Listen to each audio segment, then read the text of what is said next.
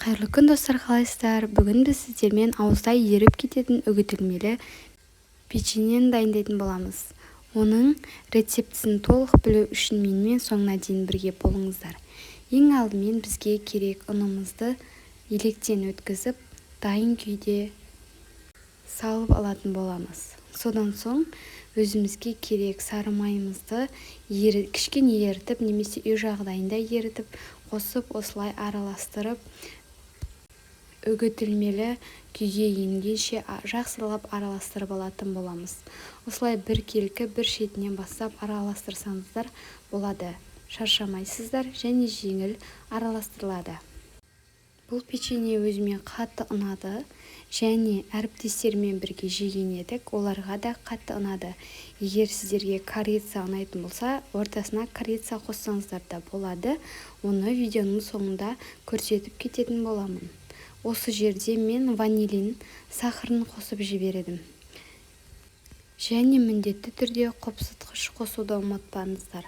Үстінен қант ұнтағы немесе қантты қосасыздар. Содан соң бір дана жұмыртқамызды қосып, біркелкі етіп басын біріктіріп алатын боламыз. Соңынан қаймақ немесе айранды қоссаңыздар болады, яғни кефир. Айранның кішкене ашыңқыраған түрін қоссаңыздар да болады екен. Дәмі жақсы шығады.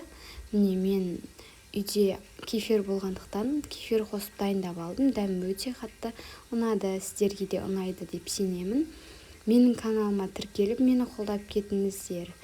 Бізде қазақша каналдың дамуына өз үлестеріңізді қосып кетесіздер деп үміттенемін. Жақсылап басын біріктіріп алған қамырымызды холодильникте 30 немесе морозильникте 15 минутқа қойып қойсаңыздар болады.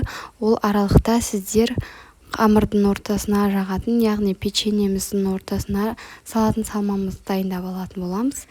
Бізде ауылдан келген жаңғақты мен жай ғана оқтаудың арқасында майдалап алдым. Содан соң қантымызды және ванилин сахарын қосып араластырып аламыз.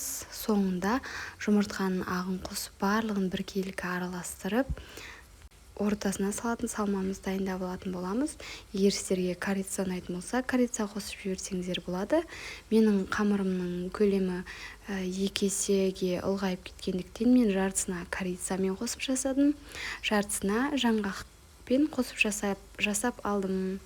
Жай ғана 5 шайына жасап жесеңіздер болады. Сіздерге ұнайды деп сенемін. Ең алдымен осылай қамырымызға кішкене ұн сеуіп, домалақ немесе 4 пішінге ендіріп алатын боламыз. Қамырымыз толықтай біркелкі етіп жайып болған соң, ортасына жаңағы салмасын салып, орап алатын боламыз. Немесе өздеріңізге ұнайтын қалғанша пішінге ендіріп алып жасай берсеңіздер болады. Міне көріп тұрғандарыңыздай осылай ішіне салып, жақсылап шет-шетіне жеткенше біркелкі жайып шығатын боламыз. Осылай жайып алған соң, видеоның соңына дейін көріңіздер, біркелкі жайып алған соң орап алатын боламыз. Дәмі прям енді ауызда еритіндей болып шығады. Сіздерге кеңесім.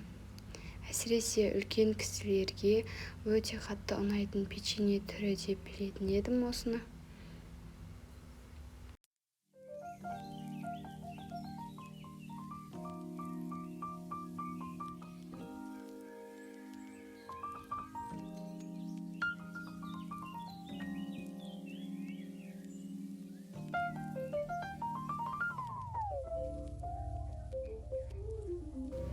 Осылай барлығын орап алған соң біркелкі жұмыртқамыздың сарысын жағып алатын боламыз бетіне. Сарысымен кішкене сүт араластырып жіберсеңіздер болады, немесе жай ғана сары жұмыртқаның сарысын жағып шықсаңыздар да болады.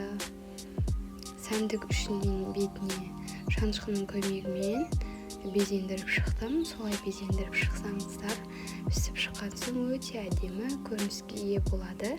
Жасап көріңіздер.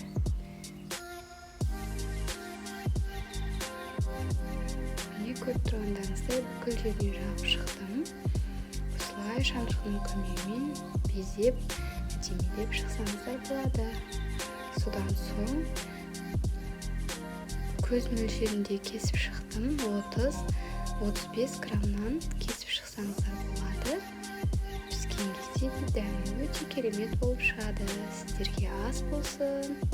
Менің каналымнан қандай рецепттер көргілеріңіз келеді, міндетті түрде жазып кетіңіздер, пікірлеріңізді оқып шығатын боламын. Осылай барлығын кесіп алғаным соң пергамент төселген листке теріп шығасыздар. Менде пергамент қағазым кішкене жабысқақ болғандықтан астын майлап жібердім. Бір келі кетіп листімізге қойып шыққан соң міндетті түрде 180 градуста қызып тұрған пешімізде 30-40 минутта пісіп шығады. Іші бір келігі пісіп шығады, дәмі өте керемет болады. Сіздерге тағы да ас болсын. Менің соңына дейін болғандарыңыз үшін рахмет.